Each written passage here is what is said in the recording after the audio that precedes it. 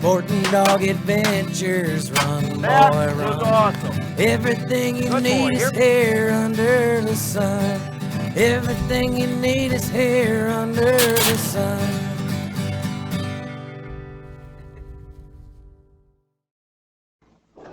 The Sporting Dog Adventures podcast is proudly brought to you by Soggy Acres Retrievers. Whether you're looking for training, boarding, stud dogs, or a black, yellow, or chocolate Labrador Retriever puppy, please check us out at soggyacres.com. Remember, everyone deserves a soggy dog. And while we're at it, please find us on your platform, give us a 5-star rating, share us with your friends, thumbs up, follow it, whatever you can do to help spread our love for dogs.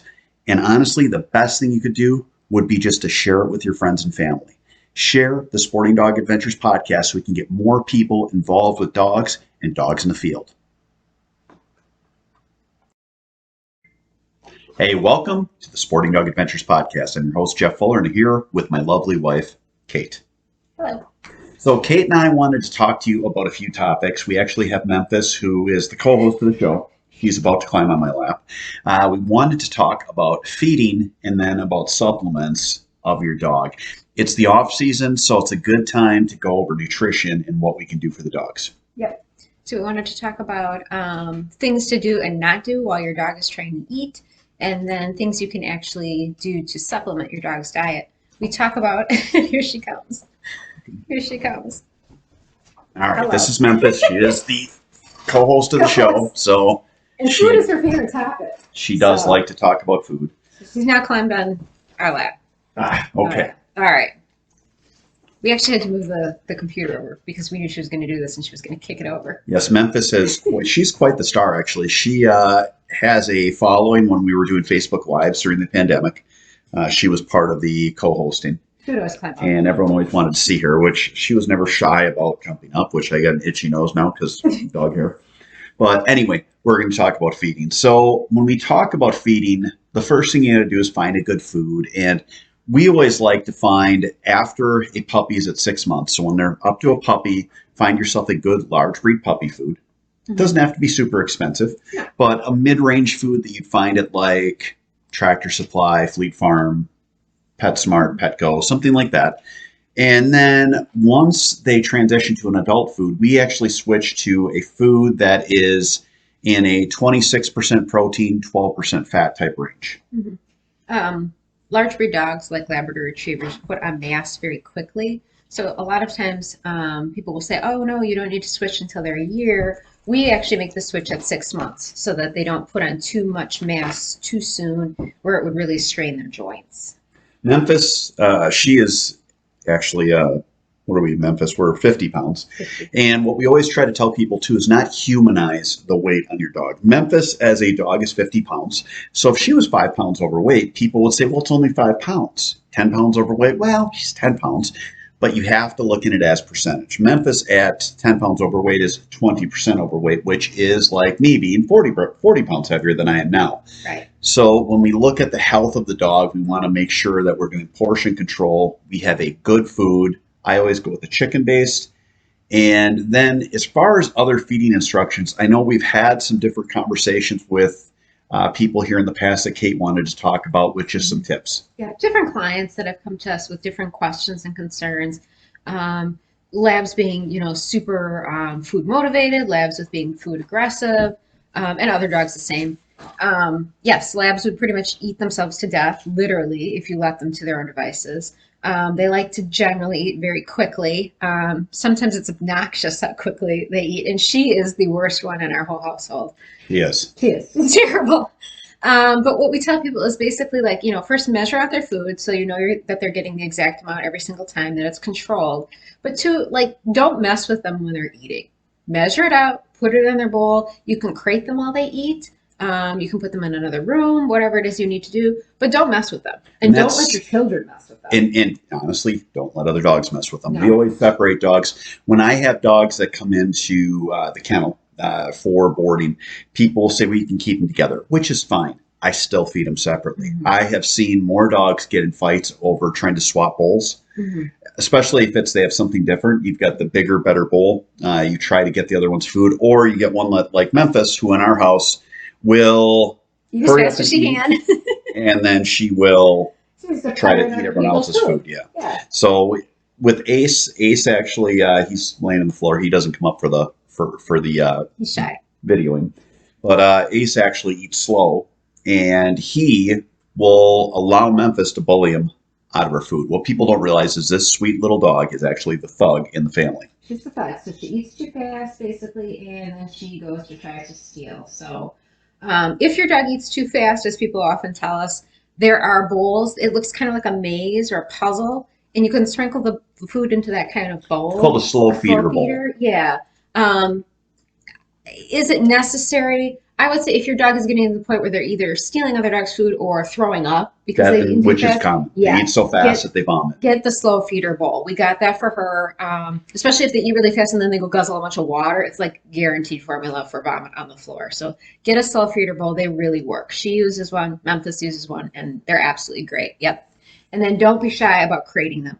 If other dogs are messing with each other, if the children, your kids, are touching that food bowl, if you're tempted to touch the food bowl for any reason, just crate the dog or put them in another room. Give the dog time to eat and enjoy their meal. You know, whether it's... And again, you want to correct them if you have aggression issues, but what we're trying to put forth here is don't cause your aggression issues. So don't put them in a position where you are making aggression issues. It's still an animal at the end of the day, and animals have, you know, in their mind, limited resources. That's my bowl of food. They know that's my meal, and they're going to try to protect it or defend it. So don't put them in that spot where they feel like they need to do that. One thing we always get is people have dogs that are overweight, and they get my dog, she's hungry, so I give her food. Memphis, that's her, would eat about 10 cups a day. She is actually on 1 cup in the morning, 1 cup at night, to her chagrin. If it was up to her, she would eat 10 cups in the morning and 10 cups at night, which wouldn't be healthy for her, but she has broken into the food room before. We now have food vaults, so the dogs cannot get in there because we dealt with it a few times. Oh, I'm sorry, folks. Someone's persistent. Someone is persistent. So we have dealt with the issue of having our dogs break into the food room, so we have food vaults. Memphis actually would come out and look like a hippopotamus. Yes, a Memphipotamus. A Memphipotamus. So Memphipotamus would make herself ill, and it's not good for them. You want to make sure that they don't get into something like that. They can gorge themselves, then they drink water. They can have adverse effect where their stomach could turn, or a myriad of other issues. Yeah, so definitely keep the food locked up. Those food vaults we have are just revolutionary. They're wonderful. If you're leaving it in the bag, you're inviting trouble. They're very common. It was something that even we had the bins that top locked, and the dogs would just break into them. That wasn't nearly strong enough for a lab. Maybe a Pomeranian, but not a lab. A lab's so food driven, they can knock it over. They're smart enough to knock them over. They're smart enough to open the flap with their paws. Yeah, the food vaults, that was definitely the ticket forward. So we have a food vault for each of the different types of food. And the other thing is, when the dogs are eating, don't take a young dog and try to make it into a game or tricks where you're putting food on their nose, telling them to wait. You're upset because they eat too fast for you when they have a slow feeder bowl and it's fine and they're not putting themselves in a position where it is bad for them medically. You have to not mess with the dogs. No, just leave them be. Yeah, not time to balance kibble on their nose or their paw, or to let them start eating and then take their bowl away. My goodness, we've heard about people doing that. Like, why? What would you do to somebody if you had a nice steak on your plate and somebody reached in and grabbed your plate away? Like, don't do that. Let the dog eat. So we've gone over the eating. We feed twice a day. There's a lot of food companies will say only feed once a day. I guess there's merit and science behind that. At the same time, it doesn't hurt them to eat twice a day, and I kind of like eating twice a day. So we do that. We do not feed puppies 3 times a day. Often when our pups go home, vets will tell people, hey, you got to feed that puppy 3 times a day. They're only fed twice a day here. They're going home fat, jolly, and happy. Obviously, they aren't going to change once they get to your house, so you can feed them twice a day, but we stick with that 2 times a day. If it is where I'm taking them out hunting them, I will actually give them a little bit less, and then at that point, and give them the makeup in the afternoon or after your hunt. Mm-hmm. Yeah. They don't have blood sugar issues. after the point we've sent them home, generally speaking, if you're sticking with that 2 times a day, thing. And that's what the vets are getting at. Because certain breeds, that is a valid issue. I have Chihuahuas, and that's definitely a valid issue. And the breeders will tell you this dog is used to eating, and sometimes it's even more than 3 times a day because it's a blood sugar issue with Chihuahuas. Our labs, if they're already on the twice-a-day schedule and they're doing well and we've sent them home to you this way, they're not going to regress. They're not going to go backwards in some sort of need as far as their nutrition is concerned. So twice a day works just fine. If we got a little bit of time, could we also just touch on different supplements that you could put your dog on? Sure. The most common one or popular one that we use with the labs is the fish oil. A lot of people do use it, and they know that it's good for their coats. We use it year round, and labs in Wisconsin have really the worst of all things. They have the air conditioning in the summer when it gets super hot, which in our house, we put that air on in like May because the labs get so hot so easily. And we turn it off in September, and then pretty much it's heating season. So the heat comes on, and now the heat's running and drying out the air and drying out their coat. So I have them on the fish oil year round. So it really helps with their coats. But we've also done research and found that it actually helps with other different health conditions as well with labs. So do some research on it. If your dog has other health issues, the omega fatty acids in fish oil also can be beneficial for other health conditions. But for sure, their coats. If you've got a lab, they probably have a dry coat, at least in the season where you have the dry air running, whether you're in the deep south and you've got the air conditioning running the better part of the year, or you're here in the north and you've got the heat running the better part of the year, or worse off, both. Definitely try the fish oil. And you'll see when they have dry skin, they'll be itchy. They will actually have dandruff and flake. You'll understand that the dog is uncomfortable. And realize also, if you put a dog on a fish oil type product, it's not an overnight thing. You're talking probably 2 to 4 weeks until you're going to see the full effect of it. So you have to have something that you're sticking with and you're putting them on, and it's a long-term thing. So we just keep them on it all year long. Yeah. Year round. They just get one thrown in their food. They think it's yummy. They don't spit it out. I don't do anything with it. Do not think you need to put it inside something like bread or meat or throw it in their food bowl. They're going to wolf it up with the kibble just like everything else. Correct. And you can give them a good probiotic. A lot of foods do have that already in it, but we have a nice solid probiotic that has some other good stuff for the dogs in there for their coat and their digestive system. Look into that. Your vet or your breeder that you're buying your dog from, or rescue group that you're getting the dog from, they are going to be great assets for you to talk to when you're looking at this stuff before you take your dog home and even after if you're having issues. And do the research on whatever product it is. Like the fish oils, they come in different strengths, and there's different kind of fish oils, and there's different kind of omega fatty acids. So do your research to figure it out. Same thing with probiotics. You can waste a lot of money. Probiotics can be extremely expensive. So do research on what actually is beneficial to the condition that you're looking at, or you could end up spending a ton of money on something that actually doesn't do too much at all.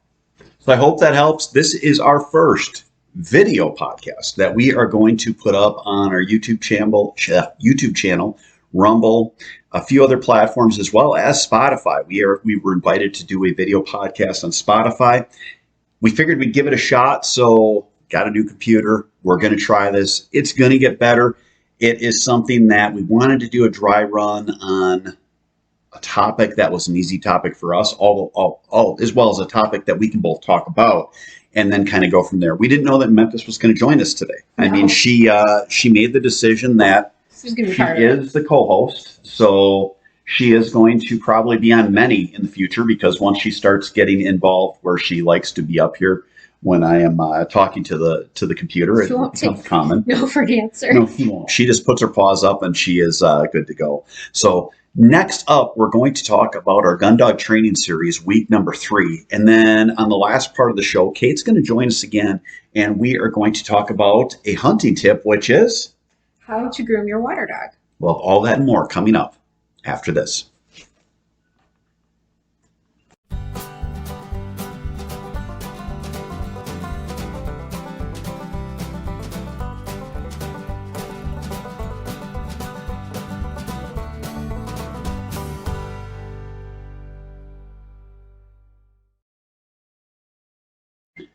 The Sporting Dog Adventures podcast is proudly sponsored by Trupanion Medical Insurance for the life of your pet. We all know that unexpected accidents can happen. That's why I partnered with Trupanion's Breeder Support Program to send all of my puppy buyers home from Sygacres retrievers with an offer for Trepanion coverage.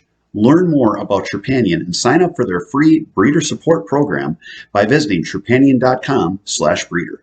Be sure to tell them that Sporting Dog Adventures sent you. If you're into reloading, whether it's metallic or shot shell, and you want a great company that also gives you clay target throwers, please check out mechoutdoors.com. They have quality made products that you need. It is something that you can use the clay thrower and then come in and as a family reload your shells. It is a lot of fun that we enjoy every summer. Please check out Mech Outdoors. Hey, welcome back to Sporting Dog Adventures Podcast. We are on the training tip, and the training tip is going to be week 3 of our Gundog training series. Now this, again, if you haven't watched, we're doing a Gundog training series that is going to start on week 1 and go all the way through 3 months. So basically a 12-week program that is going to, I don't have anything written down. The easiest way for me to do this is just talk about what we work on during that week. So that's what we're going to do. We went from where we started with our prong collar and working in obedience. We've slowly transitioned to the point where we are working with an e-collar. We also in the first week got up onto our conditioned retrieve table doing our retrieve work. And we are now, after second week of doing a full week on the table, this week is a week that we come off the table. We went from where during conditioned retrieve, we're using an ear pinch stimulus to condition the dog to understand they have to have something in their mouth or there's a negative response, to we actually started working with an e-collar only on the conditioned retrieve so that the dog understands that if they put something in their mouth immediately and quickly, they don't get corrected by the collar. So it's a transition process where we are going to take you from unbridled dog that is out of control to a gun dog that can be successful in the field. All of this comes down to in the first 6 weeks, we're working on control. So again, we have gotten to the point now where we're coming off of our conditioned retrieve table and we're going to start working with the dog on the ground. Many people think that, okay, the dog's doing great. The dog's holding up on the table. We're giving the hold command, telling him hold, good dog, hold, hold. The dog's doing wonderful. You're going to take them and put them on the ground and it's just going to continue. You actually will take a step back. When they are up on the conditioned retrieve table, they are uncomfortable because they're up on a platform. And again, if you don't have a table, you can use the tailgate of your truck. You could use a chest freezer, a table that you just set up, but you want to have them up on a surface so that they're in a position where they're like, hey, whoa, I'm not on the ground. Once you get them on the ground, now they're in that position where they think, I'm in control. I can start to really rule the roost. So you kind of take a little bit of a step back where you have to exhibit control again with the dog. Once we have them on the ground, what I do, I actually set up a chair. So I have a chair in the kennel. I sit on it. I bring the dog in. I stick my hand under, 3 fingers under their leash. And then I have my 4th finger out so I can hold my training remote with that, the e-collar remote with that. Get in so that you have a good grip on the dog so you're strong, so you have them under control. We don't want them flopping around because they can hurt themselves, they can hurt you. Make sure they're under control and realize when you're doing your reps for your conditioned retrieve, it's not about how fast you do them, it's about how well you do them. You want to make sure that they're good reps for you and the dog so that the dog understands what you're asking of them and you can train them and not put them in a position where you're punishing them. We are trying to condition their response, condition them to pick praise, which is, again, remember, 80 to 90% positive. When a dog is holding a bumper in their mouth, you're telling them hold. You don't just sit there and be quiet. It's hold, good dog, hold, good dog, hold. Dogs do not speak English. Voice inflection, body language. If you are normally have a deeper voice like mine, we don't want to be good dog, good. It's good dog, good. Use that positive voice inflection so the dog's like, wow, they're going to key on that. They're going to think, I'm doing so well. So we're going to get down to the point where we now have them on the ground. We're going to work for a day or two, depending on the dog, on the ground, sitting in a chair. And then we're going to get to the point where we start to walk with them with a bumper or with a wooden dowel in their mouth. I use a wooden dowel until we get to the point where we're doing retrieves. It's funny because people always talk about using the wooden dowel, or it's a wooden bone. They talk about how you should use that because then it doesn't get the dogs to the point where they sour on bumpers. I never believed that. I am a believer in it now. 2 years ago, I started doing it. What happens when you're doing conditioned retrieve is invariably if you do a bumper, about half the dogs will get to the point in your training when you throw a bumper where they'll run up to it or not even go get it. They'll run up to it, not pick it up, and look at you like, I'm not doing it, or they just won't run over to it. It's almost like it's the last thing they have control over. They are at the point where they're like, you know what, I'm not doing it. So when I use the wooden dowel, when that is how I'm working with the dog, it gets to the point where we never have that. They always look at the bumpers being fun. They run out and get it, and then we can continue working with them on it later in their training and not have that slight setback, which is only a day or two, but it's something you have to deal with. So again, now that we are to the point where we're going to walk with the dog, you want to work with the chair 2 days. Now we're going to get to the point where we have them. They're at heel, they're standing, or they're sitting, but we're going to start to walk with them. But we still have our hand in their collar in the same place so that we can walk with them and still have control. So you're going to start to have a few steps. If the dog takes 3 or 4 steps, that is fantastic if they're still holding the bumper in your mouth. The key here when you're doing anything with conditioned retrieve is if you keep the dog's head up, they are less apt to drop what is in their mouth. If you let them drop their head, that is when they're going to spit it to it on the ground, and you're going to have to correct them. Try to keep their head up, even if it's putting your hand under their chin, and it's awkward because we're walking along with the dog, telling them hold, good dog, hold, good dog, hold. If they drop it, we're going to correct them and tell them fetch and give a collar stimulation. But you're going to put them in a spot where they are eventually, by the end of the week, able to walk 10 feet or so. We're going to start where we are having them walk, where we're holding onto the collar, and eventually when we still have our prong collar on, we're going to just pull up on the prong collar, not where it's pinching at all, but just so it's got a little bit of pressure, and walk the dog at heel, telling them hold. Again, at each of these steps, I consider it a success if I get 4 to 6 feet on the day that I try something different. So when I try to walk with them initially, if I get 4 to 6 feet, that is awesome. Once I transition to the point where I'm just using the collar with leash, if I get 4 to 6 feet, that is awesome. I'm really happy with it. What I do is I set a goal in my head of where I'm going to be at with the dog. When you first get down off the ground, it's holding properly and fetching. As long as they're doing that, and I get to the point where they're consistently grabbing the bumper, reaching for the bumper, and holding it, that is where I am like, all right, cool, we hit it for the day. Then we'll go and work on obedience, or maybe we'll just have the point where we have a good attitude. We just talk to the dog, play with the dog, and it's not training, but you're actually working on their training attitude. Don't overdo it and try to accomplish 15 steps in a day, I guess is the point. You don't want to get to the point where if your step that you want to accomplish is here and you get it done in, let's say, 5 minutes, and you're like, you know what, I'm going to keep going. If you keep going steps higher, what can happen is if you run into a pissing match and you fail, you don't just lose that step, you lose the entire day. So what I do is I'll have my goal. It is I'm going to walk 4 to 6 feet with the bumper today. Boom, we'll do it. I'm going to do it one more time. Boom, we do it. I maybe do it a third time. Boom, we do it. Then we're done for that day with that part of training. I don't want to push it to the point where I go from where we're seated and we're holding to now we're walking at heel, holding onto the collar to now we're using the leash all in the same day. I know some people do. I don't like to push dogs through that much because this is something that is not fun for the dogs. So I try to keep it where we have our goal. Once we reach our goal that day, then we work on something else, and then we build attitude.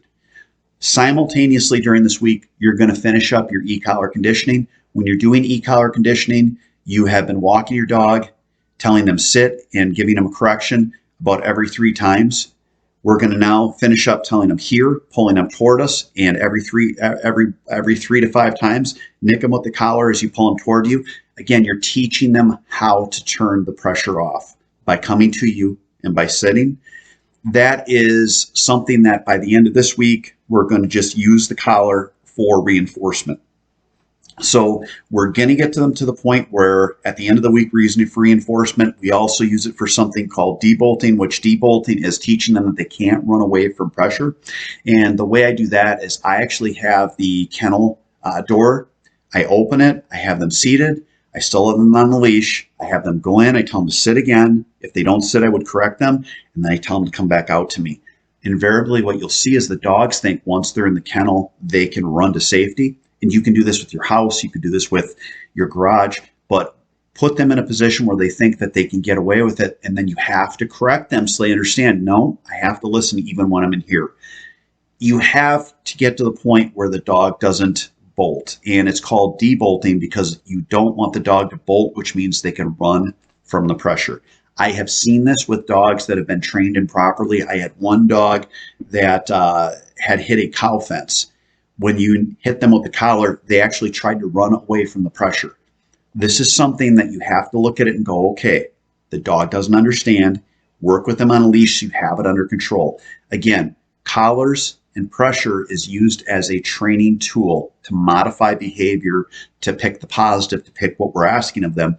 Don't get to the point where you get frustrated with an animal that is scared or that is acting in an adverse reaction, because you will actually make it worse. We don't need to punish dogs. We need to train them. So we have to get them in a position so that they understand this is how we turn the pressure off. Whether that pressure is just you yelling at a dog with a with a low voice, or using an e-collar or a pinch collar, whatever your pressure is, you have to get them to the point where they understand they have to submit and come to you. And then if they do that, you're going to give them tons and tons of praise. So again, remember your praise. If your dog is seated, good dog, sit, good dog. The dog has been seated the whole time. We're repeating commands over and over again so that the dog understands that I get praise when I do what he asks. If we do that, we get a better training attitude and you're going to have a better dog.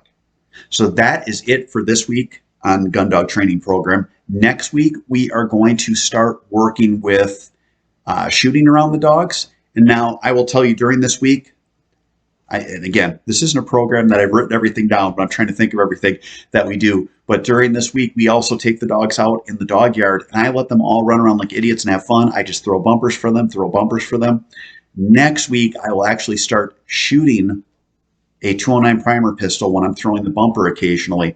The reason that I do the fun this week is that we want them to get to the point where they are having so much fun with their friends. They are so distracted that they don't hear the shot.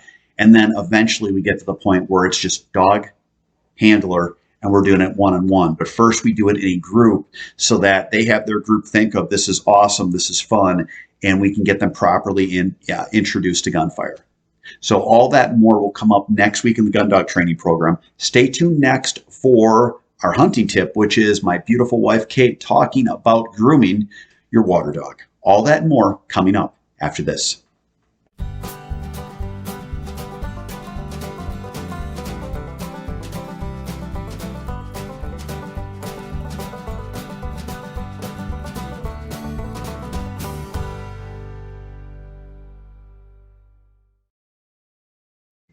Hey, it's Jeff Fuller of the Sporting Dog Adventures podcast. I wanted to talk to you about a couple of our great partners. First up, I wanted to talk to you about Dct Kennels. You can go on their website to look at the great products they have. American made, right in Nebraska, dctkennels.com. This is a crate and kennel that is literally a piece of furniture. Well made, handcrafted, and something that does a great job replacing those plastic and wire crates that, if you're like me, you've been yelled at because, well, they're a little unsightly looking in your house. Check out Dct Kennels for a great product. Next, I want you to go to Boucher Automotive in Janesville. They have some great dealerships. That is where my family buys all of our vehicles, at Boucher Automotive. We have bought Ram trucks, Ford trucks. My son even bought a used Chevy truck at the Ford dealership. It has great products, a knowledgeable staff, and they are second to none with their fairness and quality product they put out. Please check out Boucher Automotive in Janesville, Wisconsin. Hey, welcome back to the show. So now we are to the hunting tip portion of the show, and Kate is going to talk to us about Water dog grooming. grooming your water dog. Now, I will tell people full frontal truth that I like having a chocolate lab because when I hunt and they're muddy, they're actually not dirty until they land. They don't look dirty. Until they land the couch or carpet. They don't look dirty at first glance. Yeah. No, we have a very muddy place that we hunt at, and it's where our hunting property is, and it's two properties. One is just, oh my goodness, is it muddy? And it is just, you get back and whoever gets the short stick that you're upset with, they wash the dog. So you have to at least rinse the dog off because of all the mud on them. But once you get through where they're not hunting after a trip, there's some really good tips for grooming them so that you can get them so they're house appropriate. And we say, or I say, water dog grooming because obviously our grooming tips, we're talking about water dogs and they have a very specific kind of coat. It's not all dogs. I'm not giving you rules or tips here for, Pomeranians or Chihuahuas or a Maltese or any other type of dog, just water dogs. Water dogs have a natural oil that's on their coats, and it's supposed to look shiny. They're basically supposed to look like, a slick used car salesman type, a stereotype. They're supposed to be shiny, radiant. When you look at them, it actually should have like this gloss to their coats. You lost me in the used car salesman thing. I'm like trying to understand what a slick used car salesman. I mean, my hair's slicked back. Does that count? So's mine. What is it? What does that come down to? What is it? They should look like me. All right. So anyway, back to the dogs. Yeah. So not taking these and extending these tips to different breeds or non-water dogs because we want to do the best we can on a water dog to preserve that oil, to preserve that sheen. They're supposed to have that. If they don't have that and they have that like fluffy duckling look, like I call it, it's cute. It's destructive. It means your dog's, if it's a water dog, it means the dog's coat is just like trashed. It would be like haystack hair, as us girls say, where our hair is like fried and it looks like a haystack on our head. That's the equivalent like for your dog. 80s. Yeah, like an 80s hairband. That's the equivalent. If your lab or your water dog looks like that, their coat's in really bad shape. Now, why we rinse the dogs off and we don't wash them off is precisely because of this. If we rinse them off with just water, without soap, you're not stripping that oil away. What is a good shampoo to use for their coat so you don't strip that oil away as much? Because you're going to, regardless if you're washing the dog, but we want to do what's best for them. Yeah, eventually, at some point, you'll get to the point where you have to shampoo the dog. Certain times a year, the water gets that like smell, and so just usually late in the summer here when our dogs swim a lot. I think it's a mix when you get dogs. Once you get later in the year, the water warms up to a certain temperature here in Wisconsin. You get microorganisms living in it, and I think the dogs get a thick coat, and when they're about to blow their coat, it actually just gets so thick that the stuff gets in there and they smell. They smell. It's like this lake watery, nasty smell. So a rinse isn't good enough. And also if you're done with season, if you're done waterfowling, like this is a good time. Let's go ahead and do the bath. So we're not talking, but maybe once, twice a year, maybe. So don't overbathe your water dog. That's like one of the biggest things we see. And then people are like, well, my dog has allergies. Well, my dog has dermatitis or whatever it is. It might be just you're overbathing your dog. Could be. So ease up on the shampooing of the dog once, maybe twice a year. What kind of shampoo should we use? My suggestion is always to use a people shampoo that's sulfate free. So if you look at the back of a bottle of shampoo, a lot of times it'll say right on the front, it'll say sulfate free shampoo. But if you're not sure, you can always turn to the back over and look at the ingredients. And if it has things like sodium lauryl sulfate or sodium laureth sulfate, any sulfate is a salt. Now, are there actual pet grade shampoos that don't have sulfates in them? Or are you talking about people shampoo? People shampoo. Yep. I just go to. It's kind of like women using the mane and tail stuff. I don't know anything about that. It looks like it's for horses. So I'm probably terribly offending somebody here, but I honestly just don't know anything about it to speak to it. But no, people shampoo. I think a lot of people think that pet shampoo is formulated appropriately for their pets. And for some dogs, it probably is. For water dogs, it's not. If you take those same bottles at the Petco or PetSmart, wherever you're going, and turn them over and look at the back, the first ingredient after water is going to be sodium lauryl sulfate or sodium laureth sulfate. A sulfate is a salt. It is just So it's a one size fits most. Yes. And on a water dog, it is literally going to strip all that beautiful shiny oil right off of their coats. And they're going to itch, and they're going to get dandruff, and they're going to be miserable. So my suggestion is go to Walgreens. That's where I buy mine. Mm-hmm. I just go to Walgreens, and there's it happens to just be a L'Oreal brand that I prefer. It's in an upside down tube. It's silver. It's their sulfate free line. And they have one that's like a rosemary or rosemary mint, something like that. So it's nice because it has a nice fragrance. It's a moisturizing product. I like the fragrance because it kind of knocks down that wet dog smell a little bit. Yep. And it's sulfate free. So now, with that said, we wash a lot of puppies because we give them a bath before they go home. If you have not watched our puppy videos, I am going to make that part of a podcast at some point.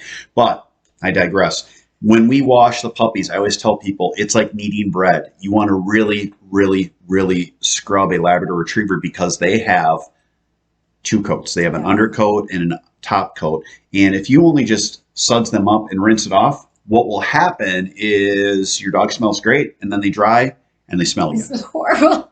They have that wet dog smell squared. It's terrible. So yes, they've got a double coat. Take your fingers and really, really get down in there and scruff them up. And You're seeing that really like this. Yes. Well, people who can see us can see us. People who can only hear us can't see the visual demonstration here. But use your fingers to really get down into the coat. You don't need much shampoo. Use more water than shampoo. You know, it doesn't take much. You know, squirt a little on their back, work it through. And then what I do is I work in sections. It's so much more effective. Super saturate like their hindquarter, add a little dab of shampoo, scruff it and scruff it up, wet another area, start again. It's a lab is just too big of an animal. And then make sure you rinse them good because you have that soap that is now kneaded into that undercoat. So you want to make sure that you don't have it where it stays because that can irritate their skin too. Again, dandruff, right? Again, just the same thing. So definitely do a super, super good rinse to get it all out. But yeah, I use People's shampoo. I know there are sulfate-free dog shampoos out there. They're not largely commercially available. You have to go online, research it, order it. And most of us, frankly, when you need a dog bath done, you need it probably done like today. You don't have time to research shampoo. So it's really nice. Just have a tube of this in your house. It'll last you like 2 years, you know, assuming you're not overbathing. Put it in your hunting kit. If you have a dog out where you get to the point where you're like, gosh, I got to give my dog a bath. I mean, I've done the Dawn dish soap. Hell, it's good enough for the little ducks with the oil on them, you know, the little cute duck. It works good in a pinch, but again, you want to do what's best for the dog's coat. If you have that in your kit, which we do now, have it in my, I guess, Go kit, which has all of my vet supplies and my different things for the dog. That bag has some shampoo in it, so it's a good thing to add. And if by chance, you know, it's been sitting around because you haven't done a lot of baths, you can use it on you. It's fabulous shampoo. Just use it on you. You're not inclined to buy a $25 bottle of fancy free sulfate-free dog shampoo and then use it on you if you're not using it up fast enough. So don't waste the money on it, I guess, is the moral of the story. So looking back on this now, you're telling me that use the shampoo on myself, so that means I only have to take a bath once or twice a year, Feel free. and I'll be fine, and you're okay with that. You feel free. If you think you're a water dog and that suits, you feel free. Woof, woof. Hope you guys enjoyed our first video podcast. I hope you enjoyed the show overall. Please, if you have questions, email us, sportingdogtv@gmail.com. Share us with your friends. Let everyone know about our show so that we can grow dogs in the field, and the sport I love. Thank you so much for listening, and God bless.